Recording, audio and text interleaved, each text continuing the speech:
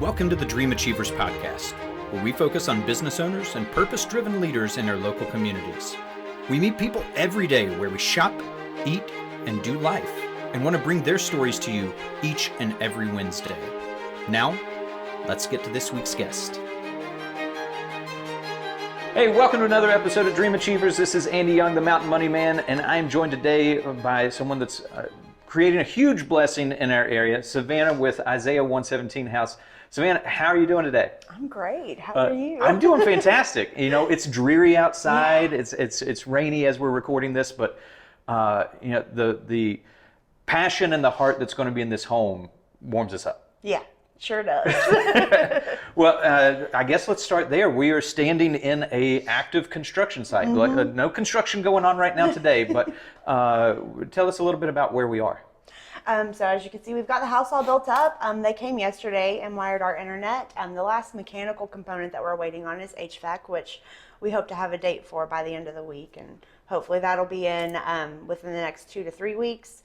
After that, everything is lined up and ready to go the next several steps. So hopefully everything will, just rapid fire get going.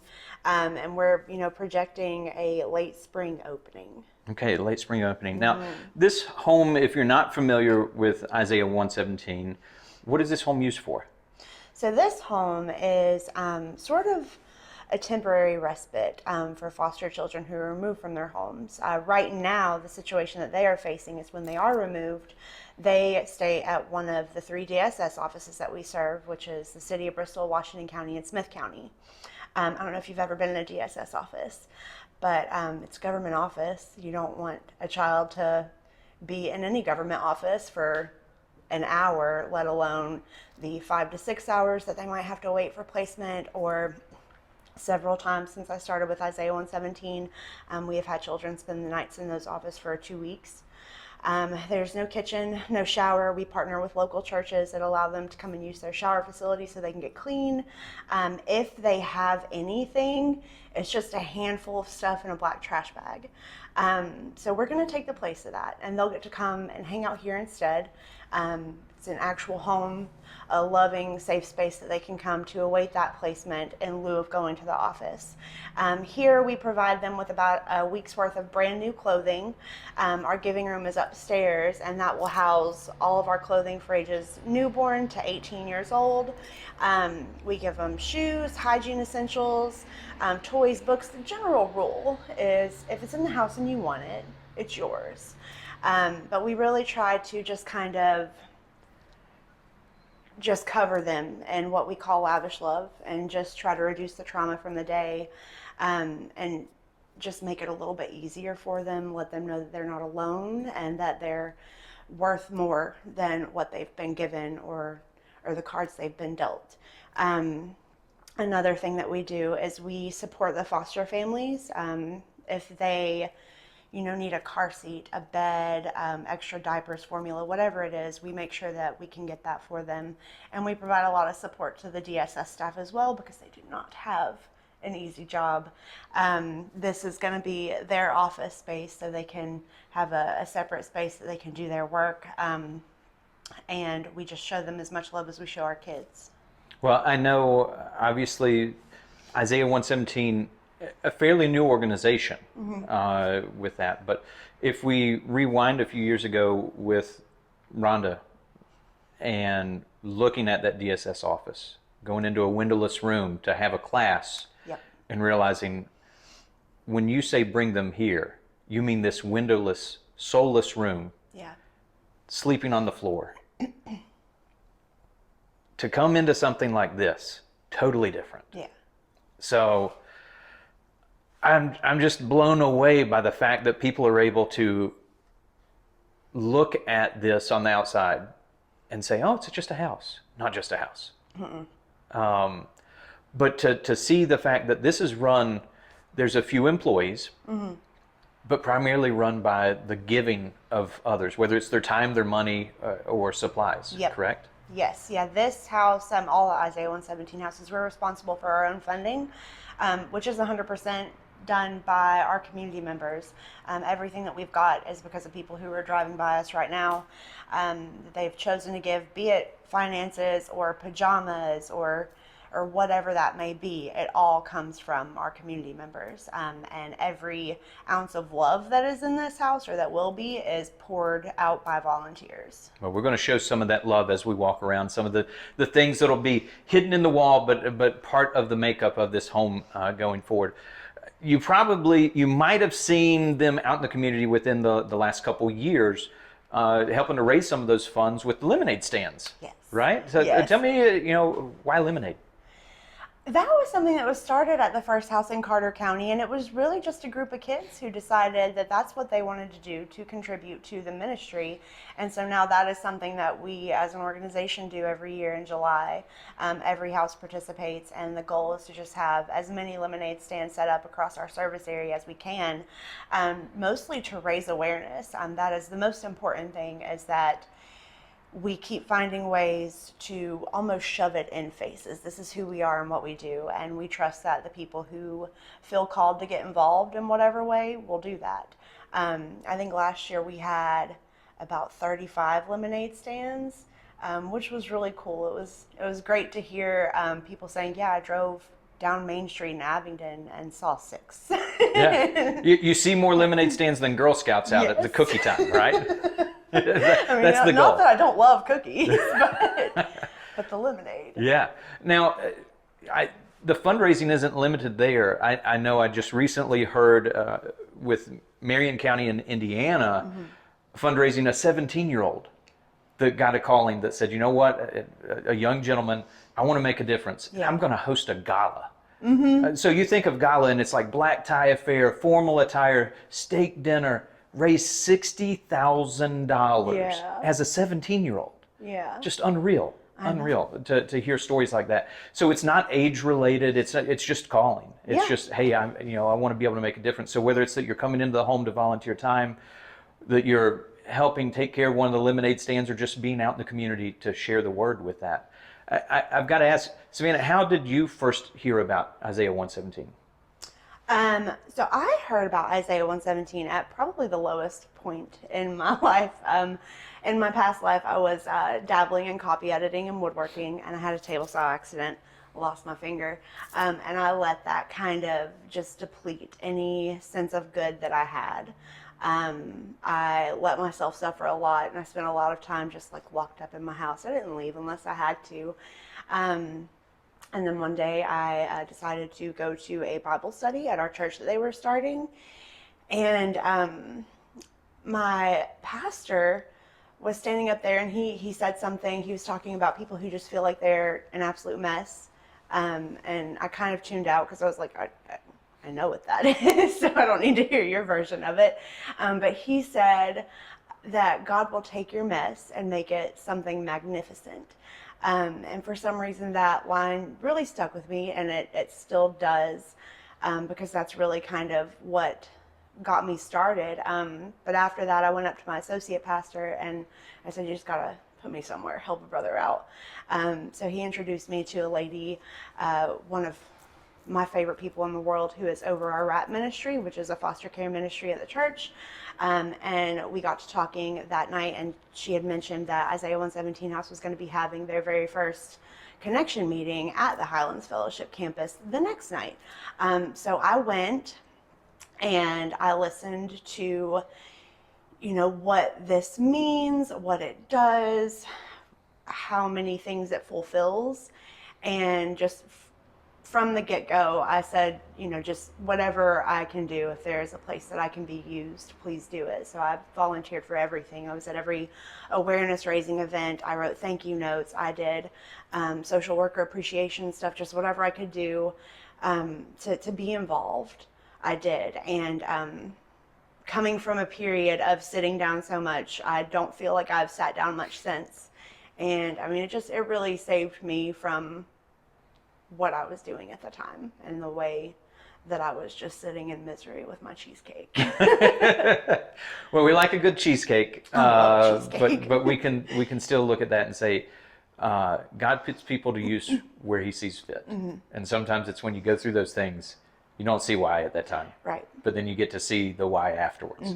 And I've talked to people before that it's like, you go through an experience. You go through worrying about your family being split up. If you go into, a situation where you say, hey, we're not able to stay in where we're at.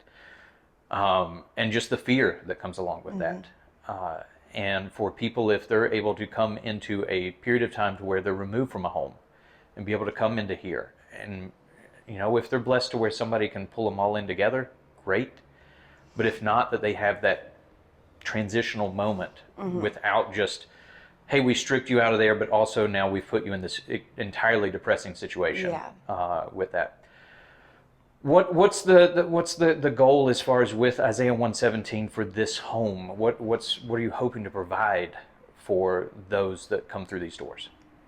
We are just more than anything hoping to provide that sense of comfort that I've mentioned, and it's a scary day for these kids, and I can't imagine the sense of fear that they feel. So to be able to kind of dissipate that in whatever way we can would just be amazing. And we're very focused on being, the time here is led by you. If you want to bake, we will bake. If you want to go outside, we will go outside. If you want to sit and wallow, I'm a pro. So, we want it to be their time for them to decompress and, just to show you their value. Now you have this set up to where you have kind of the boys' room, the girls' room. How's this home going to be laid out? Right now we see the studs and the kind of the raw aspect of this, but when this is completed here in the near future, what are they going to walk into? So it's a very open space. The main living area goes right into the dining room, which goes right into the kitchen. The rooms are on separate sides of the house. But it's going to be comfortable. I've been through a couple of the other houses and, of course, looked at all the pictures on the website of the other houses. And, it feels like a home, not a sterile space. Hey, sorry for the interruption, but I wanted to make sure to bring to you something special today to help you out with making sure you're on track with your own retirement and financial future. Well, our financial pathway process that we go through, a lot of times when we're sitting right here at this conference table, is making sure that you're on track with 5 key areas of your financial plan, making sure that you have income that's going to last as long as you do, and a lot of that has to do with what are you spending, what do you have coming in, making sure that you're protected from market risk, making sure that we've got a tax minimization strategy. It's tax time of year. A lot of people are thinking about that, but are there ways that you can pay less taxes and be in a better position with that? We also are going to look at a healthcare plan, and lastly, your estate plan, just to make sure that you've got everything taken care of. If you haven't done that already, be sure to click the link down below so that we can schedule a time to be able to either meet at this table or connect with you virtually and make sure all your questions are answered. No cost, no obligation, just my offer to you because you're a valued listener or watching on YouTube. Now, back to this episode. Yeah, I've seen where there's giant Barbie dream houses to play with, and there's different things to where it's not just a couple toys thrown in the corner. It's some of these kids might be coming from a situation where they had nothing. Right. To come into that's going to be amazing. But also that you had mentioned, when they're coming into this situation, you've got to have people here to run it. Yourself, 2 others with that. I think you recently listed one of the care coordinator positions. What are those other part-time positions? What does that entail? The paid positions? Yes. So my support coordinator, her name is Mackie Calhoun. She handles a lot of the kind of day-to-day in-the-house stuff. She'll coordinate everything that's being done in-home, from landscaping to cleaning, organizing, some of the more administrative things. And the care coordinator position that we're hiring for will actually spend the most time in the home with children. And then their focus, aside from that, is working with volunteers, developing relationships with volunteers, and the same way that I said we treat our social workers with the same amount of love and respect that we do our kids, it's the same for our volunteers, because they are the blood that runs through our veins. We can't do a daggone thing without them. So that's kind of the main priority in that position is just volunteer relationships and coordinating all of that. Now, with the different houses that are throughout the country right now, I know that it's a mix. Some of them are new builds, some of them are remodels. Why in Washington County with new build? We got a giant blessing. And whenever a house starts, you kind of just seek out, what has been put there for you, sort of. So for some spaces, that is a remodel. Some spaces, it is a new build. This land was owned by the Washington County Industrial Development Authority.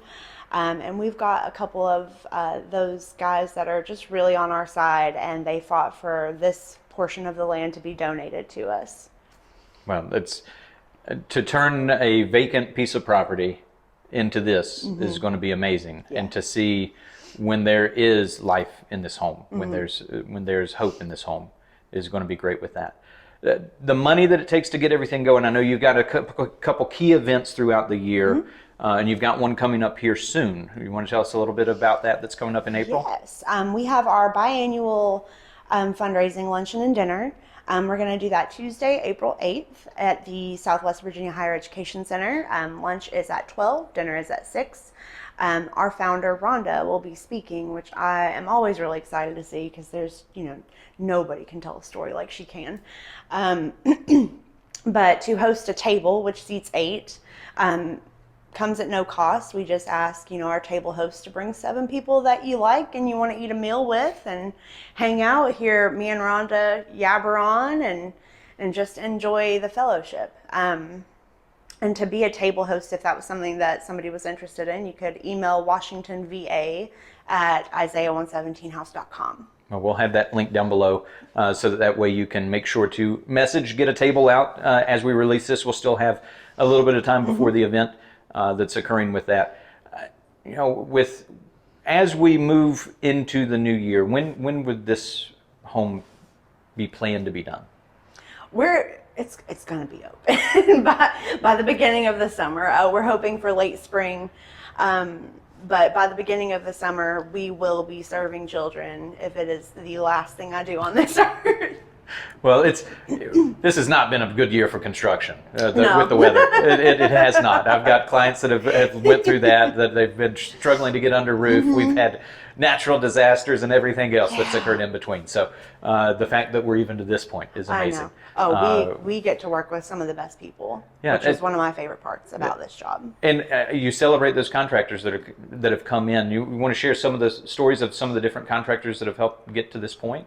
Yes. So Wahlberg Construction is our official contractor, and those guys are just top-notch human beings. I'm really needy, and they are so patient and just so generous with their time and their support. So, we can't let anything go by without thanking them.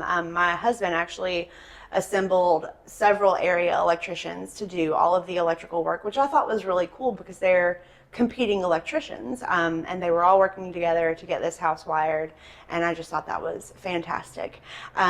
We had J&S Construction. They donated the supplies and the labor to do our roof, and got it done in less than a day. And then we have had Sure Drain. They did all of our plumbing and worked with Ferguson to get all of our supplies donated. And then Virginia Electric and City Electric donated everything that we needed to wire the house. There are a ton more. Those are the ones that are most recent and that I can think of right off the bat. Well, you think about a normal home of just a build and everything that goes into it. And not only are you helping to oversee that this gets done and in a timely fashion, but you're still helping with the kids that are coming through. There's a need. I know you just recently had a post of someone that called up to say, hey, what's needed? What do you guys need right now? And by later that day, it was a carload of stuff showing up. You want to share a little bit of that story? Yes. So Ruth Ann is the gal that called me, and I met her quite a while ago. She attends Simple Rhythms.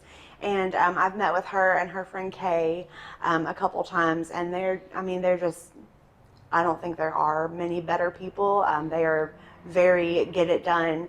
But she called me and we were talking about when we could get together to speak with their small group that they have. And she said, so what are you looking at right now? And I had mentioned we just had a removal of 4 little girls. So we kind of depleted everything that we had in donations to get them new clothing. And so I gave the sizes and I said, this is what we just got rid of. And I mean, it was no time at all later that she called and she said, we want to take you out for dinner and give you this stuff. And I was like, right now, today? She said yes. And I was like, okay, give me 45 minutes. Yeah. But I mean, it's a really cool experience to get to meet people like that and to see how active and how hard their heart is for the kids in our area. Well, if there's somebody out there right now that's watching this and they want to figure out more information, where to follow along, where to donate, any of those things, where can they find that information at? So our social media, I am sometimes really good at being active with it, and sometimes it goes a few days without a word. But we are on Facebook with Isaiah 117 House, Washington County, Virginia.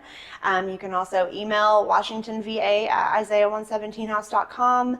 That comes to me and my support coordinator, or I love to meet people for coffee and talk about the house and what people can do to get involved, because we always say, I want you to help us, but I want you to help in a way that you're passionate about, that you feel good about. So I want to figure out what your superpower is as a human being, not as one of many volunteers. Mm-hmm. I can remember many years ago at this point in time helping on one of the extreme home makeover builds in Blacksburg. And it was just a mass of people that were there. You showed up, you registered, and you were just kind of a nameless, faceless grunt. You were helping. Yeah. It was wonderful that on the back end that there was this home and this remodel that happened, but there wasn't a whole lot of community to it. It was just kind of everybody thrown together. I don't get that feeling with you guys. I feel like the people that help, Yes. the people that help know you, Yes. and they come out of it knowing more about what's going on. Yes, and I think that's really important. I don't want any of our volunteers or the people who are involved in any way to feel like they're just a nameless face. I try really hard, as horrible as I can be with names sometimes. I mean, a lot of our volunteers are my family now. And I've gotten to know them and I've gotten to love them. And I haven't met a single person that I can't say that about. But I think that sense of community and that sense of kind of ownership and feeling like your place here is so relevant. Well, it makes a big difference that when people can show up and that, it's that cheers aspect. Everybody knows your Yes. name. That you show up and it's always just a welcome feeling with that. Yes. Well, Savanah, again, I really appreciate your time being able to come out. And as we've interviewed, the sun has come out. It's blaring. It looks wonderful outside. So things are turning around for us with that. But again, thank you so much for being able to share. We're going to walk around and stay tuned so that you can see some of these messages of reassurance and just hope that are spread throughout this home. And we'll continue to share, as you guys have more things going on, that we'll continue to put that out so that people can follow along with that journey. And for you that are out there, be sure to like, share, subscribe so that you never miss an episode of Dream Achievers and you can hear awesome stories like Isaiah 117 and other business owners in the Southwest Virginia, Northeast Tennessee area. This is Andy saying I'll catch you down the road.